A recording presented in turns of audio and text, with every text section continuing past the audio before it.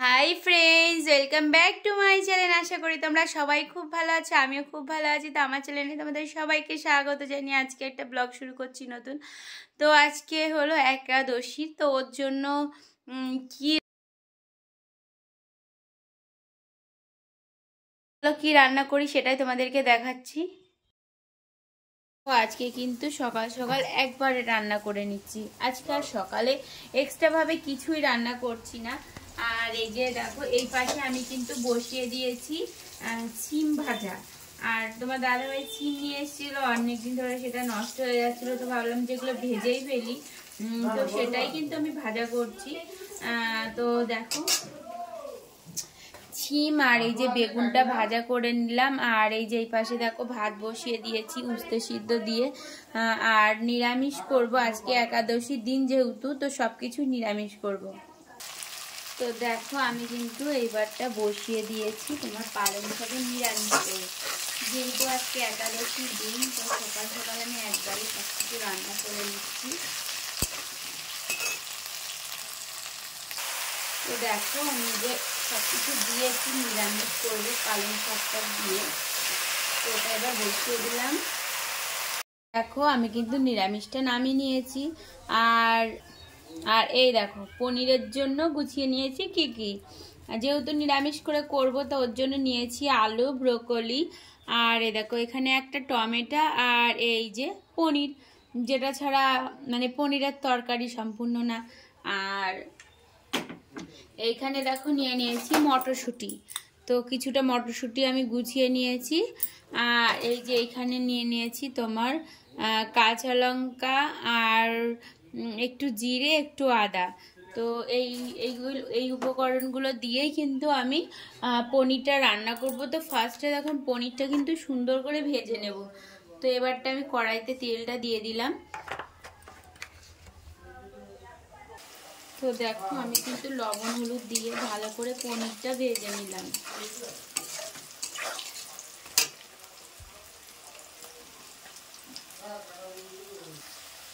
তো দেখো এবারটা কিন্তু আমি আলুগুলো লাল লাল করে ভেজে নিচ্ছি লবণ হলুদ দিয়ে।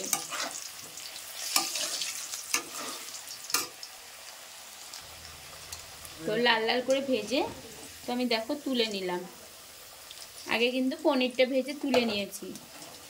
নেক্সট এবার আলুটা তুলে নিই। এবার ব্রোকলিটাও আমি সুন্দর করে ভেজে নেব।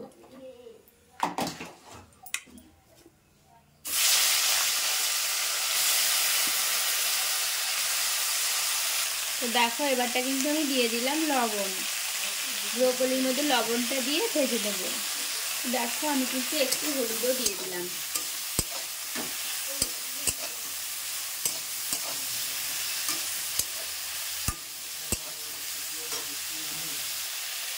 তো দেখো এবার কিন্তু আমার ব্রোকলিটাও ভাজা হয়ে গেল। তো এবার কিন্তু আমি উঠিয়ে নেব ব্রোকলিটা।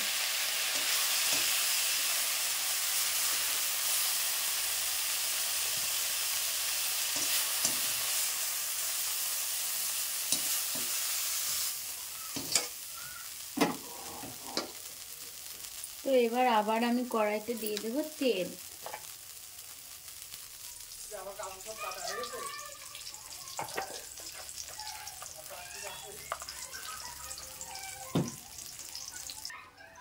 তো দেখো কড়াইতে দিয়ে দিলাম জিরে, আর এবার দিয়ে দেবো একটা টমেটো।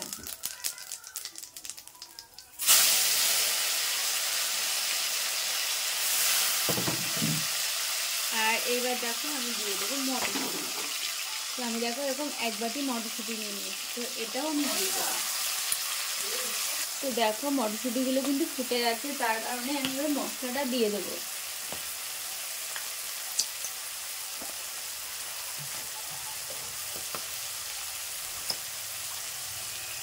এই যে আদা, জিরে আর এই যে লঙ্কা বাটাটা দিয়ে দিলাম।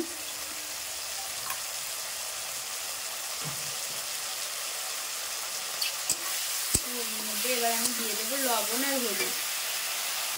তো দেখো এবারটা লবণ হলুদটা দিয়ে দিলাম। তো এবারটা আমি ভালো করে নাড়িয়ে নেবো, আর যাতে মশলাটা এঁটে না যায় তো ওর জন্য একটুখানি জল দিয়ে দেবো। তো দেখো একটু ফোঁটা জল দিয়ে দিলাম যাতে মশলাটা লেগে না যায়।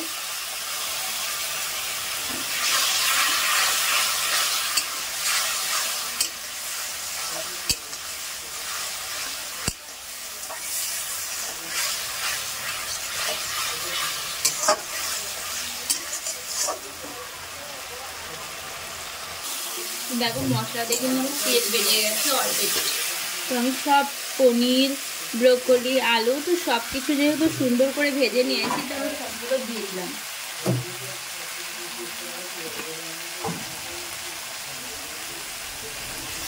তো এটা একটু আমি কষিয়ে নেব।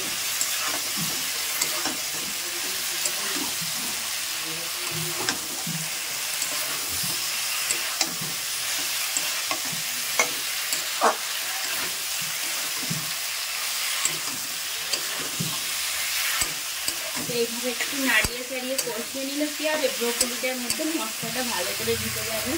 আর ব্রোকলিটা অনেকটা টেস্টি লাগে, এমনিতেই ব্রোকলি খুব সুন্দর লাগে। তো এভাবে রান্না করলে তো কোনো কথাই নেই। আর আমার ছেলের খুব প্রিয় ব্রোকলি, আর আমারও খুব ভালো লাগে। তো ওর জন্য পনিরটার মধ্যে যেহেতু এখন শীতের সিজন, ওর জন্য ব্রোকলিটা নিয়ে আসতে বলেছি। তো ওটা দিয়েই কিন্তু করছি, কারণ এটা তো গরমের সিজনে পাওয়া যায় না। তো এইবারটা কিন্তু আমি জল দিয়ে দিলাম, কারণ খুব বেশি জল দেব না, কারণ আমি সবজিগুলো খুব সুন্দর করে ভেজে নিয়েছিলাম।